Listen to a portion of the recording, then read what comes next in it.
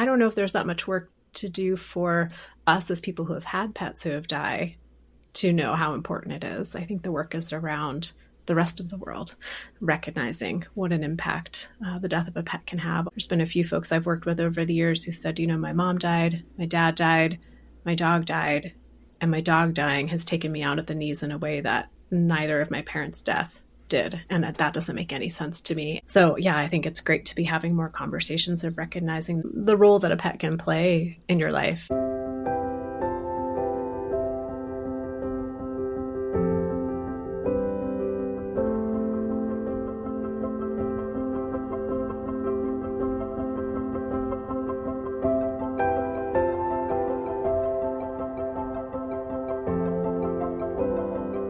Hi there, Grief Growers, and welcome back to Grief Grower.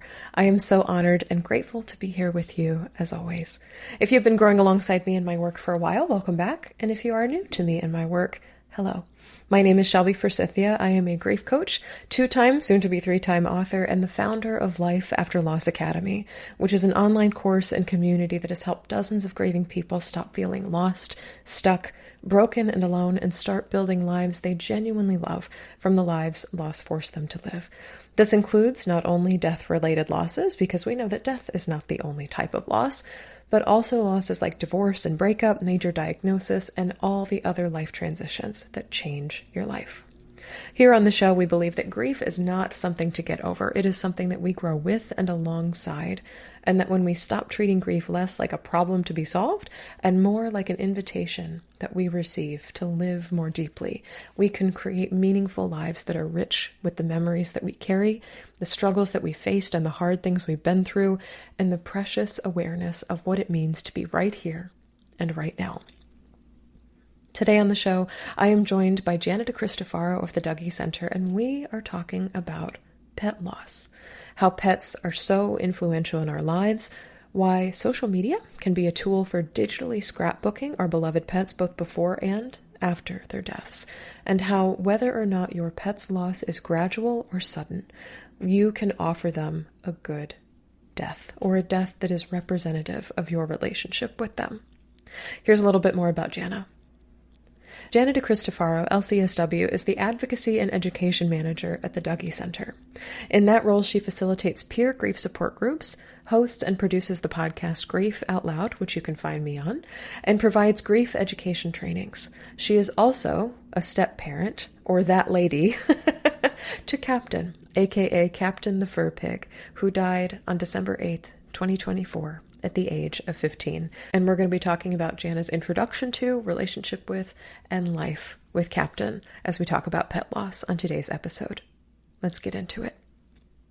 Jana, thank you so much for joining us today on Grief Grower. You are the host of one of the first podcasts I listened to after my mom died in 2013, Grief Out Loud. But also we have become social media friends through the years.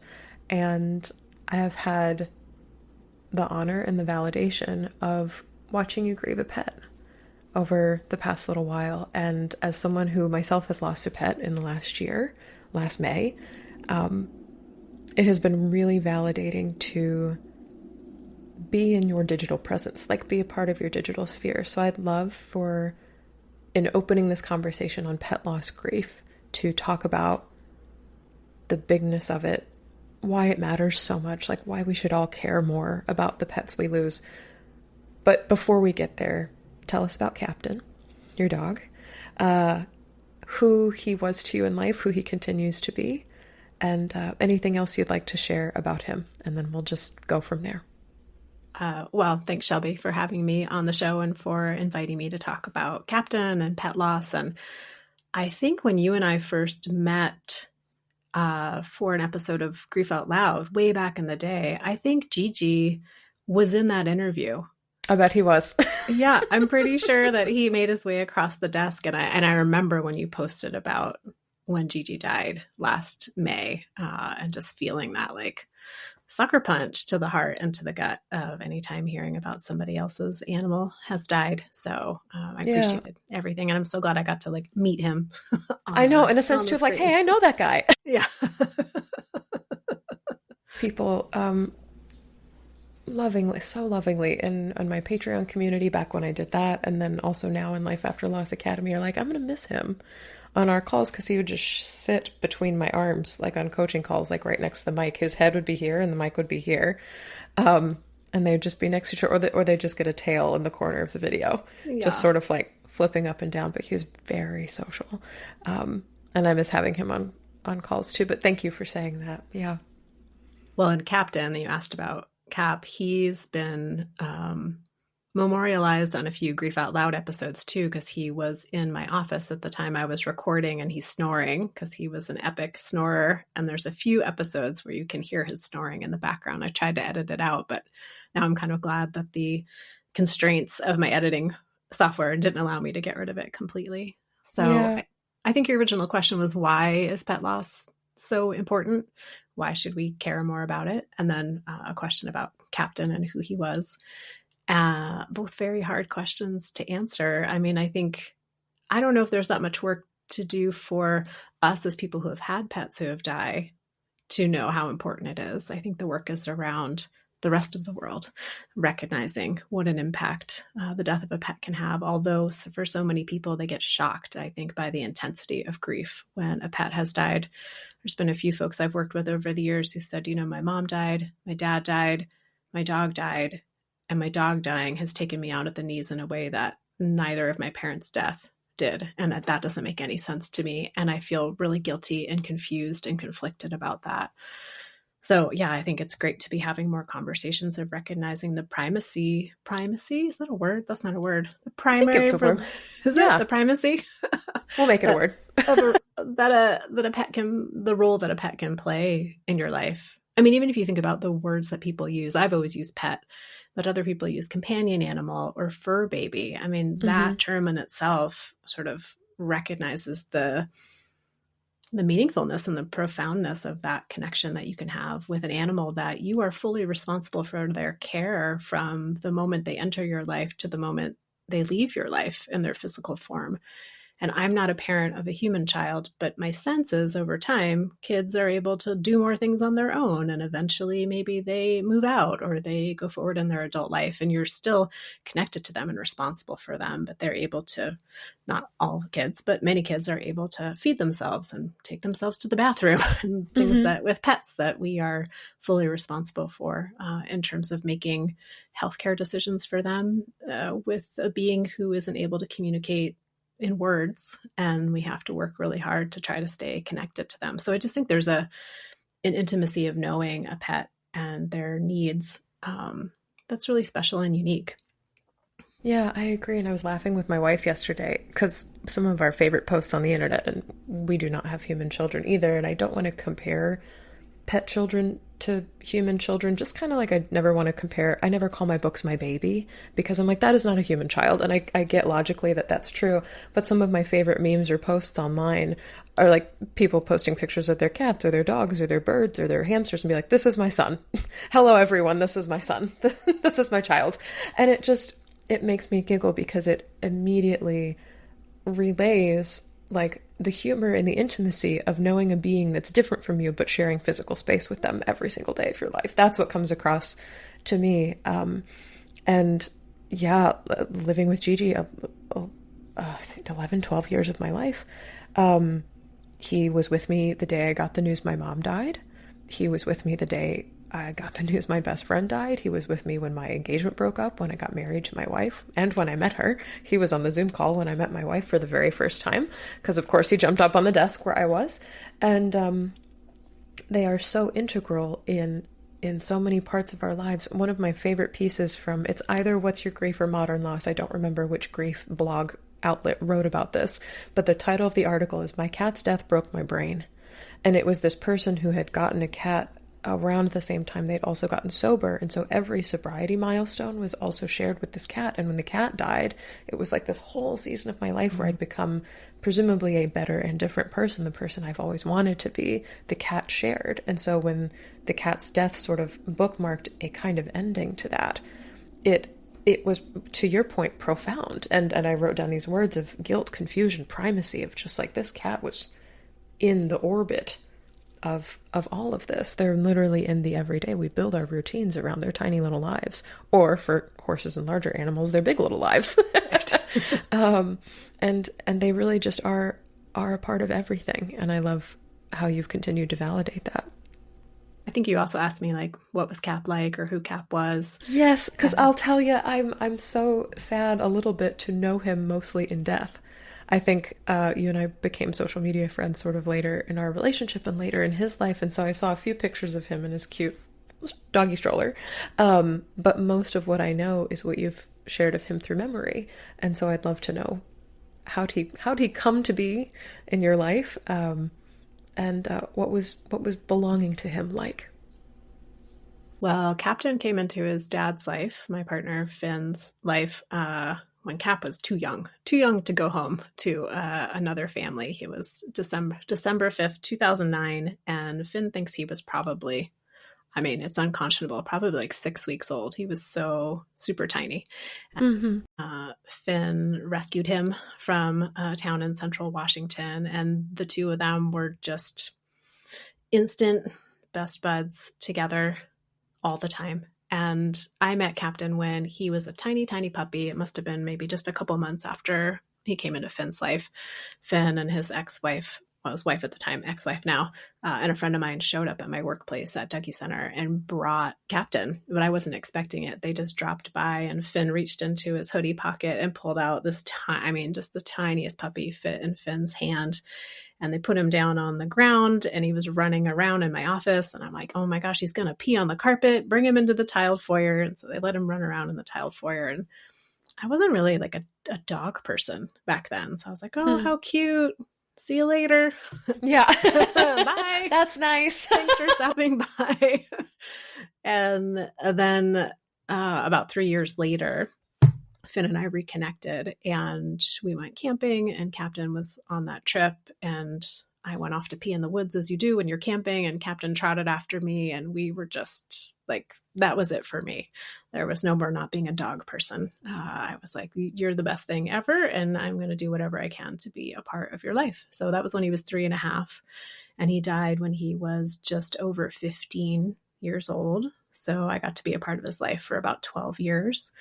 And he was a Boston Terrier. He was always, it's funny, he was small, but he was 20 pounds. So he was a pretty like solid little sausage of a guy. And if you know anything about Boston Terriers, they're silly and they snore and they have gas. So he was very notable for all of those things. But he was also kind of an anomaly when it comes to Boston Terriers. My sense of them is they're a little like high energy, a little hyper, and he was really chill. He was a really calm, easy dog. We always just said he was perfect. He could stay home by himself for hours at a time. You could put a plate of food on the floor and he wouldn't touch it. He just wanted you to play tug of war with his toys as much as you could. And then he would just crash out on the couch and sleep for hours at a time. So most of my friends say I haven't actually had a dog. I just had a stuffed animal that was able to like walk and breathe and bark and snore because he was just such a perfect guy. And he was very tolerant of me. Lots of like dress up clothes and lots of photos. And I started his Instagram page, Captain the Fur Pig, back in the day, because I started the Instagram page because I like to give animals personalities. So he became kind of a curmudgeon-y old man, even though that's not what he was like. Apparently that's what I'm like if I decide to be a dog's personality. But also I was already thinking, when he dies, I want to have this record of his life with us. So yeah. It's not surprising, given that I've worked in grief for 23 years, that I was like, okay, I need to start memorializing him. And this is when he's like 6, but I was like, just in case when he dies. So yeah, that's why I started his Instagram, so I could have a place to, play around a little bit, but also just to have that record of him. So he was a really good guy. He had a lot of health stuff towards the end of his life. And we did a lot of end-of-life caregiving probably in the last year and a half, and especially in the last couple of months. So that's where all the stroller walk pictures come from, because that's what he could do at the end. We just strollered him all over the place.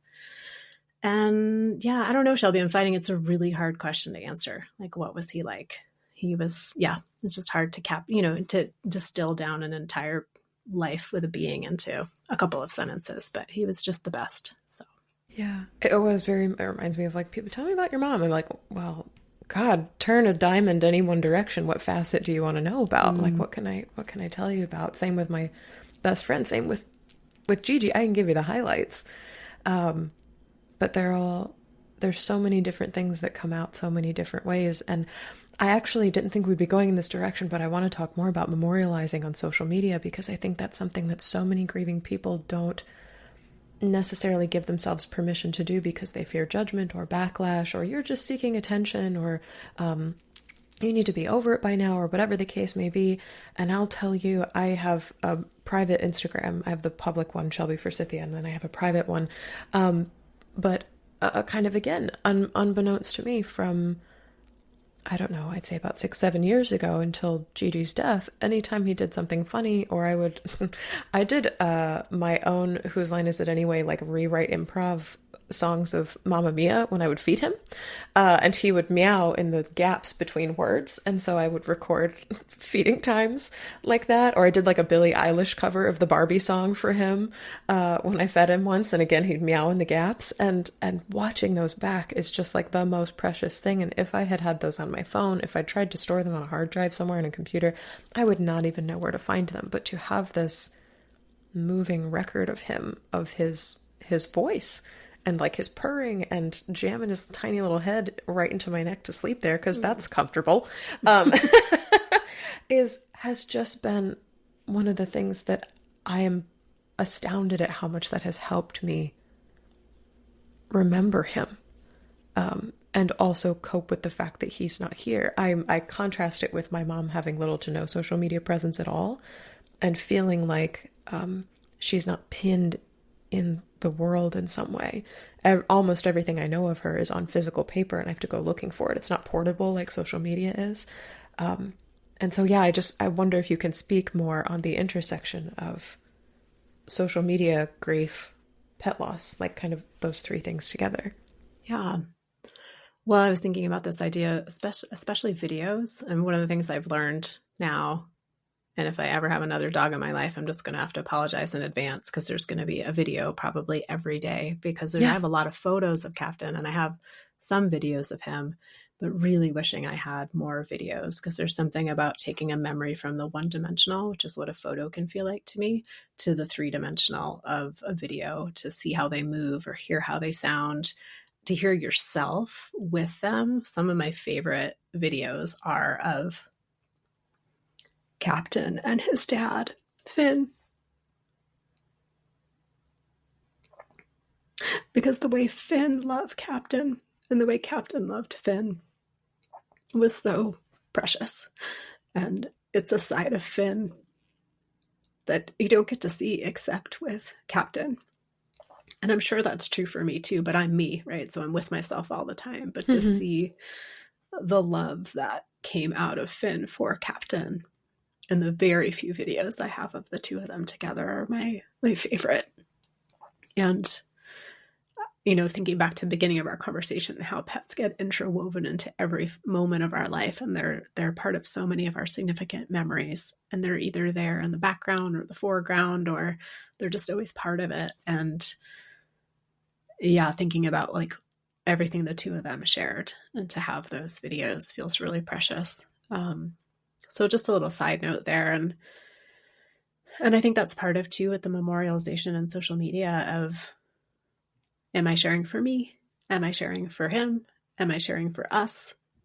That always gets a little tricky. And I know that can be a challenge for anyone in a family when someone dies, of like, who gets to share what and when and how, and to try to share from just your own perspective. But it's so hard, because when you have a pet together as a family, or another family member, like, there's a way that your relationship is unique just to you, but it's always connected to everybody else too. So I just thinking about that in terms of like, whose perspective am I sharing from too?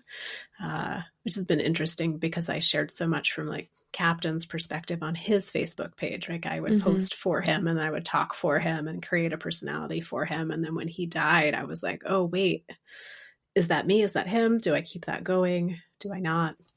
So it's been interesting to try to differentiate between what I post on his Instagram account moving forward after his death and what I post on mine. And I've tended on his page to post, like, we're getting ready to go camping for the first time this season. Here's a picture of Cap. He was always the best camper. Here we are paddleboarding. Here's a picture of him paddleboarding. And then on my page, I tend to post more for like, this is my first time doing this without Captain, and what's that meant for me. I lost the thread of your original question about memorialization and social media. Is that where we were going? Yeah, that's we're exactly on the right track. And I think what stops a lot of people is fear of judgment, of family members or friends pointing at these posts as evidence that you're dwelling, or you're not okay, or you're not over it yet, or it was just a dog, it was just a cat. This everything that comes with pet loss, but then compounded by social media. And well, I don't know about anybody else. Maybe it's because I work in grief, but I love seeing posts like this. I love seeing evidence that people are still connected to the pets and people that they lost, and they're not moving forward into the future without them. And a line that I often encourage grieving clients and students to say to friends and family who judge them for it, or to even post online, is, I'm scrapbooking this for me. This platform, whether it's Instagram, TikTok, Facebook, YouTube, this is a digital scrapbook, and I'm scrapbooking for me. And if you want to have an opinion on that, you're certainly welcome to, but it's not something I'm necessarily doing to produce any sort of emotion in you, or even produce any sort of response. I don't need the likes. I don't need the hearts. I don't need the cry emoji reaction that exists on Facebook. I post this because he's still in my brain. I post this because, like you said, I'm doing this thing for the first time without him, or it's his first death anniversary, or very fittingly, I think like 6 months after Gigi died, I had the most vivid visitation dream I have ever had from a person or a pet, where he was present with me on a beach, which is a place he's never been. He's never been to the beach. So I'm like, what are you doing here? But I made a post about it, and I was like, I want to put a thumbtack in this point in time. It's kind of like my mom. I wish you were pinned to the world in some way. And because we live a lot of our lives on social media, that helps. But I suppose the next question I could go into is like, do you have those voices in your head, despite being in the grief space of judgment of like, it was just a dog, people are going to think I'm doing it for attention, this shows I'm dwelling or not over it yet. And if you do, like, how do you respond to that, or muster up the courage to post anyway, if that's what you would call it? I feel very lucky, and I don't know if it's because the people in my life know what I do and know better. But I haven't had anyone directly like communicate, say like, oh, it's been, how long has it been? Or you're still talking about him? So I haven't had anyone explicitly say that to me, thankfully. And also, I'm not immune to the fear that people might be thinking that, even if they aren't directly communicating it to me. So I'm not immune to all the messaging, I think, that comes with grief for everyone. And well, I'll just speak to the society because I don't know about other societies, but this idea of, even if it's a human who has died, I'm like, oh, you're still posting, you're still doing this, you're still doing that. A long time ago, someone in one of my groups said their friends were like, are you still playing the dead mom card? It had been like a year since their mom had died. And I thought, yeah. So I feel very lucky. No one has directly communicated that to me. And our friends and family were so supportive after Captain died. I mean, people sent flowers and cards and dropped off food and acted as if it was a member of the family, because it was a member of the family who died. So I feel really grateful. And also, I find myself being like, am I posting too much about him? And I think my bigger fear is that people are going to look at me and my relationship with Captain before he died and after he died and think, that lady needs to have more going on in her life. Like, if the dog is the biggest thing, she's got a sad middle-aged life going on. So I'm not always sure if that's me judging me or me assuming other people are judging me. It's probably me judging me, but I do worry. I grew up in the era of like, oh, you're going to be a unmarried cat lady. That's exactly where my brain just went, is the crazy cat lady trope. Yep. Yeah, exactly. And I do worry about that because I think at Captain's end of life, in the last year of his life, he had a lot of needs. He had a lot of behavioral needs. He had a lot of medical needs. And I do think my world got pretty small and pretty focused on him. And it needed to. And I'm grateful that that was a privilege I had to care for him in that way. But it's been a little challenging, I think, to come back out of that piece because he was just such a focus and he needed so much. And I wanted to give him so much. Actually, I probably felt like I needed to give him more than he actually needed or wanted, but that's a different conversation. So I sometimes, those are some of the judgments that I worry about. But I was reflecting on what you said of like scrapbooking for yourself, and I absolutely love that. I think it's such a powerful way to reframe what the posting is. Because if you think about the libraries, right, they are filled with first person historical accounts, whether it was just someone's journal of when they were like farming about something and the Dust Bowl happened or whatever. Like those are some of our most prized historical documents. And I think same for me. Like I want to document what this grief is like. I want to document his life and I want to document what this grief is like so that in a year I can come back to it and look at where I was compared to where I am now.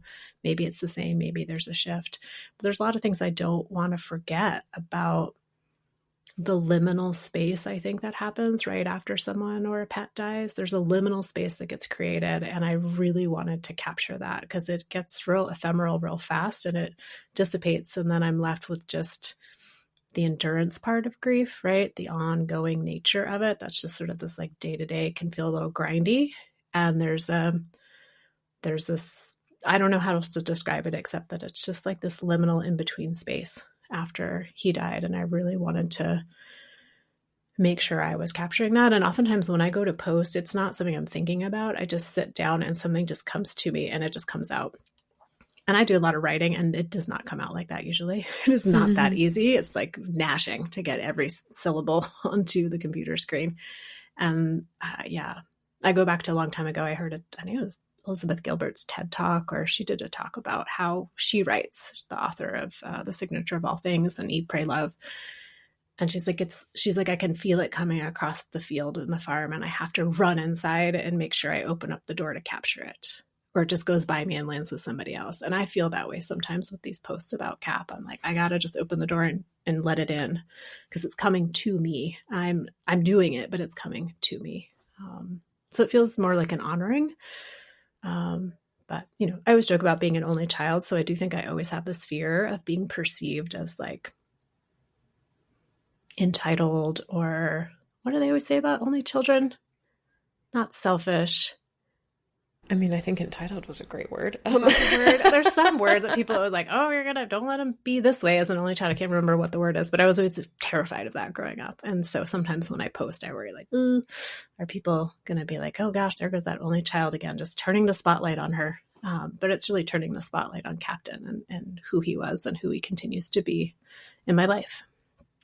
Yeah, I want to validate for other grieving people who are listening that might feel this way of like, oh, there goes that crazy cat person, crazy dog person, crazy reptile person, crazy horse girl, whatever the case may be, as the fear of people outside looking in and pointing fingers and saying that's not a rich life, or that's a sad life, or that's a small life that you're living. And if people are looking at you and assuming things like that, then they don't really know you or care to know you and your grief. You can also have a rich life while grieving something that a lot of other people perceive as insignificant. It just bums me out that people perceive of pet loss as insignificant or not worth stopping for. We say that, and okay, so I'm going to go down a rabbit hole and come back for a second. One of the first times you and I talked on a podcast, we were so angry that a lot of superhero tropes in movies were about orphaned children or children who had lost a parent. Another trope we have in our media, in society, is like tearjerker pet loss movies. And so we talk societally about one side of our mouth, it was just a dog, get over it. Stop dwelling in the past. Like, you don't need to have a whole funeral memorial, just bury him and get over with, or chuck him in the trash can. God, it breaks my heart. And then at the same time, you get like, I don't know the movie titles, but like Because of Winn-Dixie, where the red fern grows, A Dog's Life or A Dog's Eyes, or whatever the one that just came out in the last 5 years is. And I'm like, okay, so on some level, we acknowledge the preciousness and the meaning and the gravity of pets' presence in our lives. And then at the same time, we tell people to get over it. So, like, pick one. Which one is it? Like, I'm actually irrationally angry about that right now. I'm like, what the hell? What are we all doing here? We have horse movies and cat movies and dog movies, and I'm waiting for better reptile movies. I think there's, like, some reptile slander, especially towards, like, snakes and stuff in our society because of the Bible. But, like...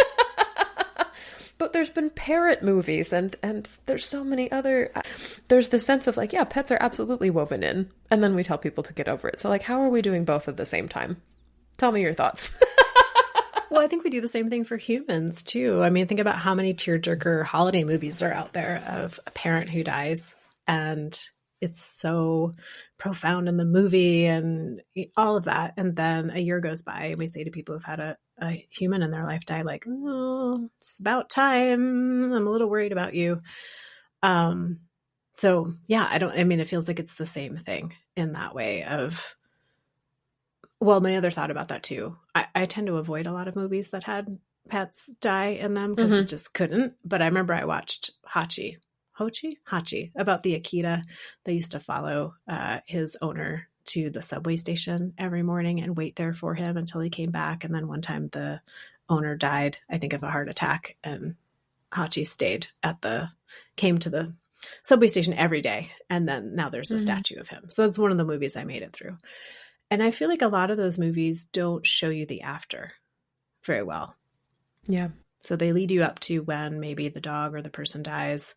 And then there's like a montage, and then it's a year later. I feel like there's that's sort of the vibe a lot of times. Not all of them. Thankfully, there's so many more now that show the day after, the week, the month, the arduousness of the grief in reality.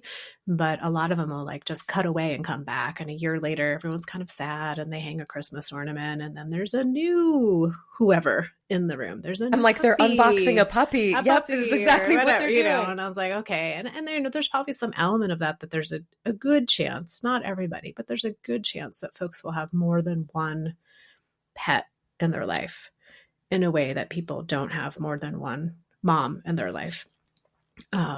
So it makes sense to me that there's kind of this expectation of like, okay, you're going to have that kind of relationship with another animal. And just like with humans, like every relationship is so unique. And that if there were ever to be another dog in my life, or my life with Finn, or Finn's life, it's going to be a totally different dog. And there's a lot that comes with that. The grief of having a different dog, but also the possibility. Sorry, Shelby, this is my recent personal work. I'm like, Captain was amazing and perfect, and any other dog will be terrible, and I'll be terrible at parenting him, and it will be awful. It'll just be terrible. We'll regret it. We should never do it. And I was like, what if there could be another dog who's not as perfect as Captain, but has its own like wonderfulness? So I'm trying to like open up that a little bit. But I notice I'm pretty closed off to that piece. But for other people, I just wonder if there's you could have like 20 dogs in your lifetime. So got to keep your heart open to that. Yeah. Yeah. And I think I just did a different podcast interview on somebody else's show talking about like a window of tolerance for different things. And I think a lot of people have a window of tolerance for like multiple animals in their life. Like some people are like, I am so excited to have another one because it's such a blessing to raise pets, and I never want to be in a house without a cat, for example. And so even if my heart is cracking open from this one, there's always room for another. Like that's a perspective I see a lot. And I'm kind of in your boat right now, where my wife, when she moved here from Canada, brought her cat. So we had 2 cats for a few months, and then my cat died, and now we're solo parenting 1 cat. Even just logistically, I'm like, I'm not ready for that. Just space-wise, the endurance of having 2 cats in a tiny 2-bedroom apartment in Chicago was a lot. And so we kind of already have this protective grief measure outline of our hearts of like, we're not even thinking about it until we are in a different space. And that has offered me a bit of relief in that I don't have to even consider that as a possibility in the near future. But it's out there somewhere, like in the ephemera of like, I know there will be more. the cat we have right now will not be our last cat, and I know that for certain, but what comes next, I have no idea. It's funny too. There's so many people who, they'll be like, I got another dog because I know the older dog is going to die and I need to make sure I have like a bridge dog. And we had started having those conversations probably about 5 or 6 years ago. We're like, should we get a puppy now? Because Captain's so amazing and he could teach the puppy. And we just kept not doing it. And we're like, okay. But then it just got too late. We're like, we can't. Cap needs too much right now. And we had a session with an animal communicator before Captain died. And we asked, or I think I might have asked, like, does Cap wish we had gotten a puppy, or does he wish he had had another dog? And he was like, no. He was like, I don't like puppies. They don't make any sense to me. He was like, I am very happy I was an only dog. And even so, when Finn originally rescued him, Cap was there with his brother. And I think one of the questions, like, do you wish we had taken your brother? And Captain said, I really hope he got a family as good as mine. As in, like, no, thank you. Which is a nice way of saying, yeah, no, I'm just going to be an only dog. So that helped us feel more secure in our decision. Yeah. Can you quickly, this is another rabbit hole I didn't expect to go down, but can you talk about what an animal communicator is and how people might go looking for one if that's something that they're interested in? To my knowledge, this is something that's equivalent to like an intuitive or like a medium for humans, but for animals. Am I correct in that? I believe so. I don't know that much about the world of animal communicator. I only know this one that I happened to find through a friend of ours who had connected with her to talk to a cat of theirs that was struggling at kind of with eating towards the end of her life. And this is a friend who is not into any of that stuff and was like, no, dude, this lady, she helped a lot. So we reached out to her, and my sense is just someone who's able to connect with the ways that animals communicate, which is not with words, but usually through images, I think. So she was able to just connect with Captain and kind of get his take on things.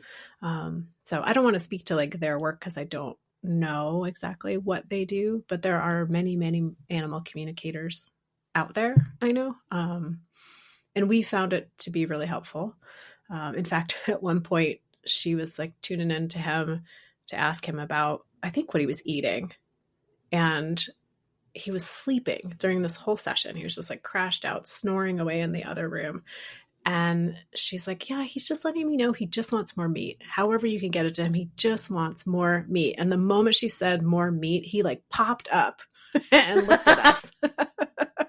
We're always looking for things that are confirm our version of reality, but we were like, oh, that seems pretty classic of him to be like, what? Yes. What she said. I would like some more meat. Make that happen for me. That's so fun. It reminds me very much of, I'm on a very griefy side of Threads, the Instagram sister app that's basically like nice Twitter.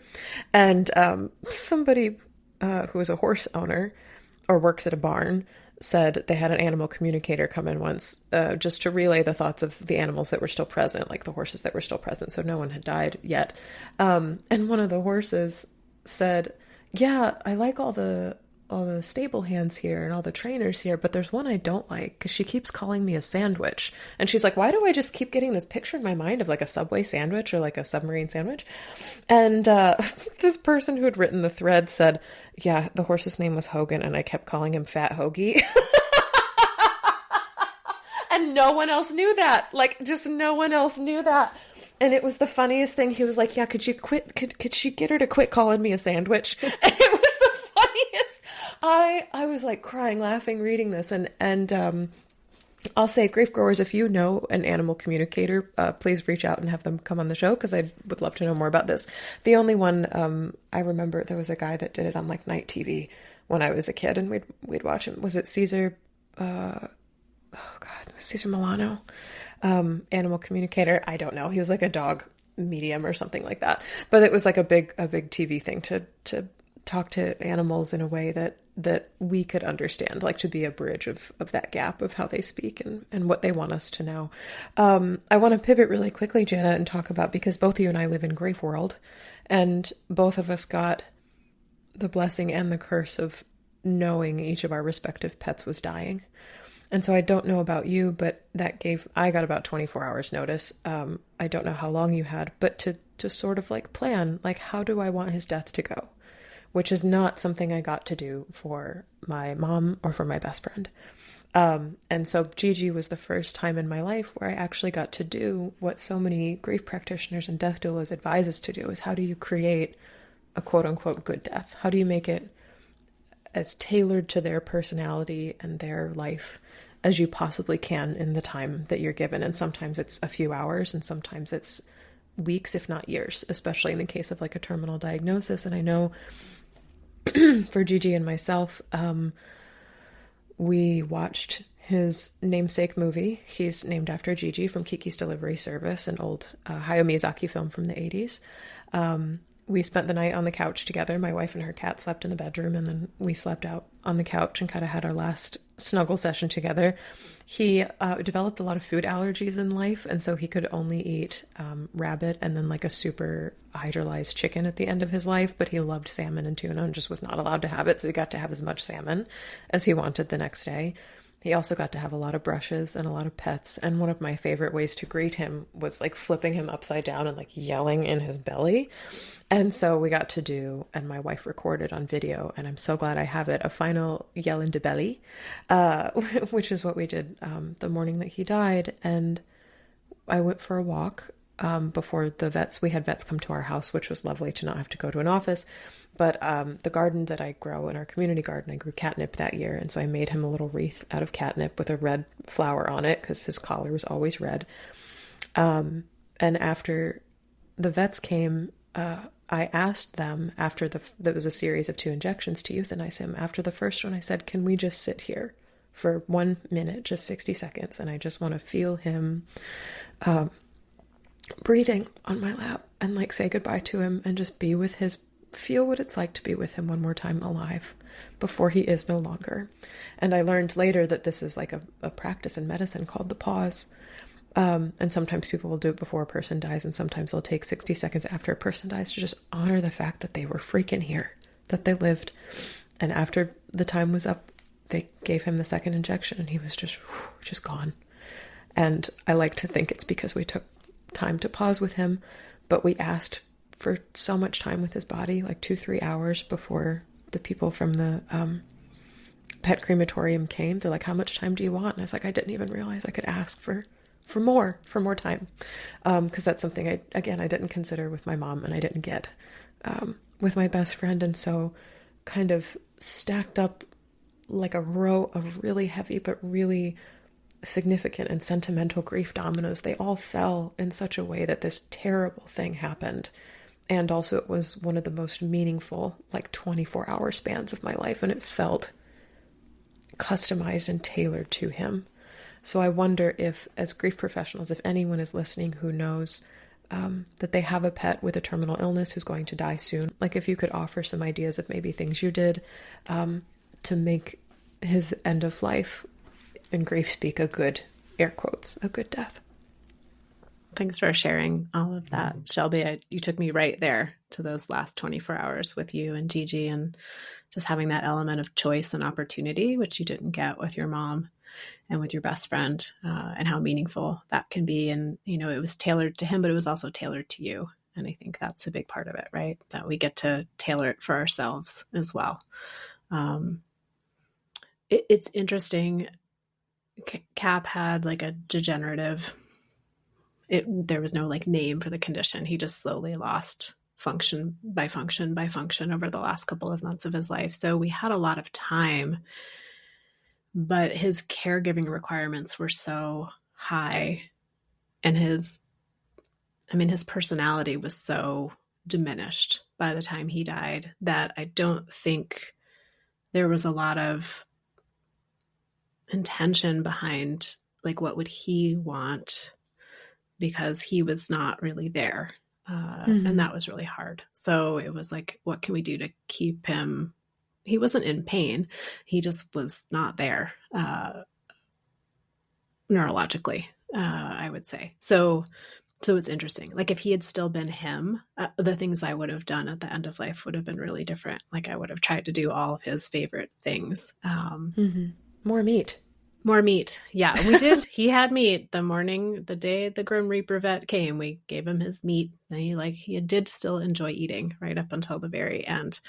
But it was really about just being with him and just being with his body. He laid with Finn for a lot of the day. He laid with me for a lot of the day. We went on many, many stroller walks because that was the thing he could do. But honestly, his last day was really about us and just being with his body for as long as we could. And yeah, looking back, just there was a lot of grief leading up to it because he was so different, and I see people who post about, he was himself right up until the very end, which is painful in its own way. It's so painful to have your pet still be completely embodied in themselves and have their personality. But his personality had changed so much that we'd said goodbye to him 1,000 times over. But it was just trying to be physically close. I got up at 3 a.m. and went out to the kitchen where his bed was and just laid on the kitchen floor and held his paw for hours until I got up. But you're asking me what I would suggest other people to do. Let me pull out of my personal story and into my professional a little. And I think so much of it goes into the last moments, but it's backing it up a little bit to say how can we cultivate that sense of presence with our pet or our people prior to those last 24 hours, which so many people do. But that was a big thing for me, was the whole last 6 months. I was this is the last time I'm going to do this with him. This is the last time I'm going to do this with him. And trying to just be as present as I possibly could.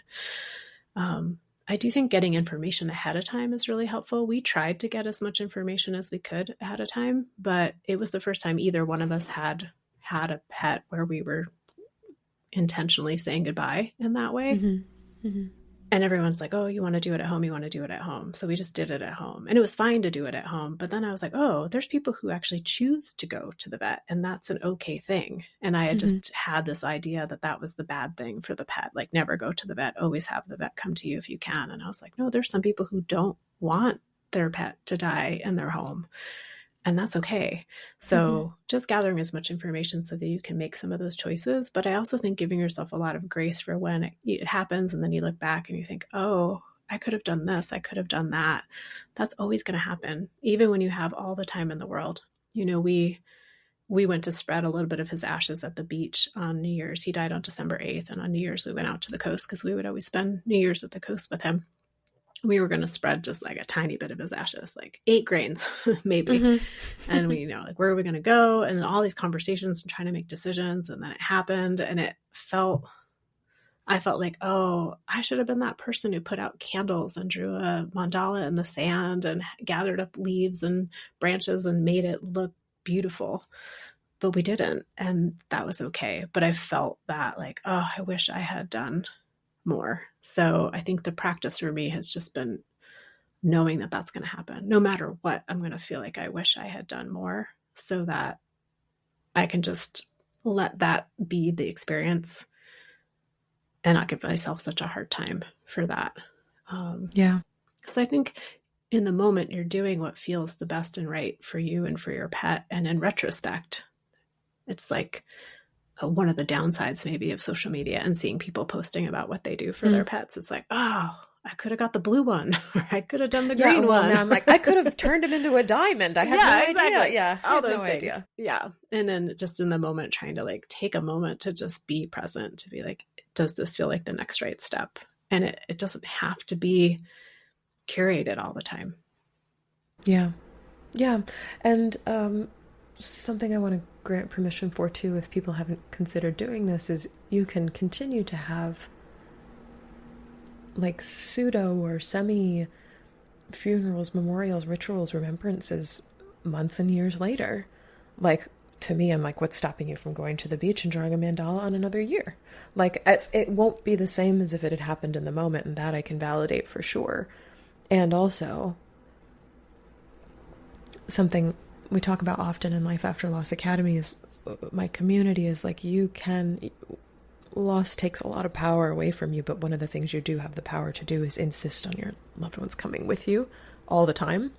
And kind of doing these redos or these add-ons to the house that was their memorial is another way that you can keep their presence with them. And there's some things you can't go back and undo. Like, obviously I can't get my cat's ashes back and turn him into a diamond. That was a silly example I was sharing, but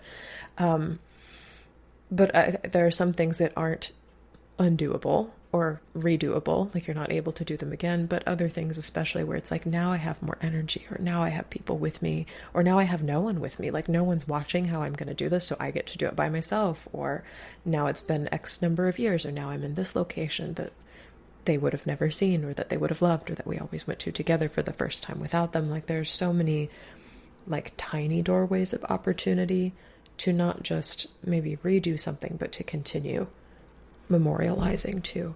And I will say, I know that Jana and I are talking about the blessing and the curse of knowing in advance if a pet is going to die. And also, kind of like you can have social media exist for fun with the dark knowledge that it will also be a grief scrapbook one day. You can also think about at any time, like, if worse comes to worst, so many of my childhood cats ran out into the street and we never saw them again. You can also think about how, if that becomes my reality, how will I memorialize them then? Because you do still have some choice, some agency, some power within that to make that devastating experience something that still belongs to you and your pet and any other members of your family. And kind of, again, as an adult looking back, I wish I had known that. I think we lost 4 cats to traffic. We lived on a very busy street as a kid, and they were like, outside, I have to go outside. And we were like, okay, you can go outside. For years, they would go outside. And then one day just was their last day outside, and we would never know when that was. And I grew up in a family that you lose a cat and you immediately go out and get a new one. And the old cats are not even buried in the backyard. I won't tell you what happened to them, but they weren't buried in the backyard. And not having ceremonies or memorials of that, I was like, I wish I could go back and like do that with my childhood self. She would have liked that. The most I got to do was draw pictures of them and hang them on the fridge. But yeah, there are still ways I continue to carry them with me. So even if sudden death is something that has happened to a pet that you've loved, or even to a person that you've loved, or something that you fear happening in the future, you can even consider then, how will I memorialize them and show myself, potentially show others or include others that they were a part of the family and that they mattered and that they changed me with their love or their presence. And I think there's something about grief that inspires, encourages, kicks us in the butt to get to know ourselves more than we ever did before, because when you were like, well, you can still go to the coast and do a mandala. And I was like, yeah, but I think what I realized is like, I'm not a mandala person. Like, that's just not me. Like, I might be like, oh, wow, I wish I was that person, but I'm not that person. I think there's ways of realizing like, oh, I feel like I should do this, but going below that to be like, what is real and true for me and for my pet and my family, the other people involved in my pet's life, and getting to a place of feeling completely entitled to do grief the way that works for you. And it doesn't have to look like anybody else's. And you might be someone who wants to go back and create a memorial or do a mandala in the sand for your childhood cats who have died, or you might be someone who's going to do something totally different or not anything at all. And I think that is both the opportunity and the fear and grief is that there's so many different things you can do. And so you feel a little lost about what should I do? And then you try something on and that doesn't feel quite right. And you try something else on and that feels sort of like the right thing. But then there's always that, like, am I doing it right or wrong? And when folks can be, sit in a group together and be like, wow, that sounds like an amazing memorial that you did for your dad. And it's totally not what my family and I wanted to do. And have both of those two things be equally valid and okay. then it's like, whew, job well done, group in getting to that recognition. So that's just what I sit with it. There's a process of getting to know myself in this grief. That's a way of carrying Captain's memory forward or keeping him with me or transforming that relationship. But it's really about knowing who I am. Yeah. Yes, absolutely. And am I a mandala person? Am I a turn him into a diamond person? Am I a make a flower crown out of catnip person? That's the person I ended up being. And a lot of it will feel thrown together or haphazard, even if you've thought about it in advance, because nothing's going to feel good in the moment. I have had to many times release the expectation that any of this is going to feel meaningful in the moment. I think what it feels is as good as it can or as meaningful as it can, and the richness comes from me in looking back, because nothing has felt necessarily in the moment glorious or transcendent or happy.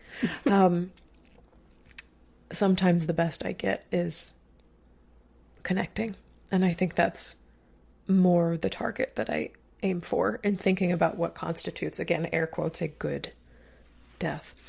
Because you're talking about groups, Jana, I do want to pivot for our last question to the work that you do with the Dougy Center, where you are, and not just Grief Out Loud, which is another fantastic podcast that people listening to this show should go listen to right now. And you can go back and start with my episodes on the show. I think I've been there twice. I'll be there soon in the future to talk about my third book, but also the Dougy Center and the work you do for grieving kids and families, and how or if that ties into pet loss at all too. Yeah. So, I work at Dougy Center, National Grief Center for Children and Families. We're located in Portland, Oregon for our physical services. And we are a peer grief support group program for children, teens, young adults, and their adult family members, both before and after a death. We work with kids anywhere from the ages of 3 up to 18, and then young adults 18 to 40. And our entire program are peer grief support groups. So it's an opportunity for kids, teens, young adults to be with other people their own age who have experienced a death or have someone in their life with an advanced serious illness. And our hope is to decrease isolation, to increase connection and community, and to help folks know that they're not alone in what they're going through in their grief. So in my role there, I facilitate some groups for kids and teens and young adults. And then I also do the podcast, Grief Out Loud. I do a lot of trainings for folks, a lot of written resources and materials that are available on our website. And one of those that I would point out to folks is we did a collaborative resource with Dove Lewis, who is a local animal hospital here in Portland, and they have a pet loss support program. It's one of the first in the country as well. So I collaborated with their pet loss grief support coordinator, and we have a resource tip sheet for families supporting kids and teens when a pet or companion animal dies. And Deborah, who's the person I worked with, shares some really amazing, helpful language and ideas for talking with kids about end of life for a pet, and then also ways to memorialize and to have that conversation about whether or not we're going to bring another animal into our family. So it's a really, really helpful resource for families who have kids and teens. I love that, because I think oftentimes, from my personal experience and even clients I've talked to, is like a pet was one of the first things I ever lost. That was my first introduction to death as a possibility for anything or anyone in my life. And oftentimes how families respond to the death of an animal will show you how they'll respond to the death of a family member or another person in the future. And there's kind of all these stories that get interwoven with that, and cliches or practices or cultural things that get woven in. It's like, this is often how you teach your family what it is to grieve. And so to grieve well, again, heavy air quotes around well as you can around a pet loss, can often help kids and families feel more settled or more guided into what it is when a person dies. And that's not to say that animals' only role in life is to instruct us how to grieve people. They're so much more than that. And also simply because of their tragically short lifespans in comparison to ours a lot of the time as humans. Statistically, just a lot of them go before our relatives or friends do. And so they're kind of these in their deaths, opportunities to figure out what it means to honor someone we care about a whole freaking lot. Jana, thank you so much for coming on Grief Grower today. I am so grateful to talk to you about Captain and hear even more about him. I'm going to think of him every time I eat meat now. Because that just tickled me so much. My sweet Gigi, who was just a monger for anything salmon related, he's in good company. So that made me very happy. Thank you so much for telling us about pet loss, telling us about Dougy, and talking about the role of social media and grief. I think all of these things are so important to cover because they are part of the world in which we live. Well, Shelby, thank you for inviting me on, for wanting to know more about Captain, for creating a platform to talk about pet loss, and for just holding such gracious space for me in this time together. So yeah, very appreciative of that.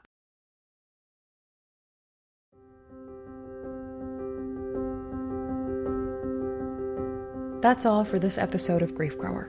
Thank you so very much for joining me today. If you're looking for grief support beyond this show, you can find free workshops, blog articles, and my signature What's Your Grief Support Style quiz at shelbyforsythia.com/links. And if you'd like to get support from me for your unique loss experience, I hope you'll join us in Life After Loss Academy, my online course and community. I'll walk you through my 5-step grief model for rebuilding after loss, and you can get live coaching from me every single week to answer your questions. Replays are always available if you can't attend live. It's just $33 a month to join, or $22 a month if you're a marginalized or financially stressed griever, and you can cancel your membership at any time. Now through August 31st, so there's just a little bit of time left to join us, you can try 1 month of Life After Loss Academy absolutely free with the code GriefGrower, and you can find a link to do that in the show notes. And be sure to share Grief Grower with a friend, because you never know what someone you love is going through. Grief Grower is hosted by me, Shelby Forsythia, with music by Addie Goldstein. Until next time, I see you. I am so proud of you and the work that you're doing in the world. And I love you. Because even through grief, we are growing.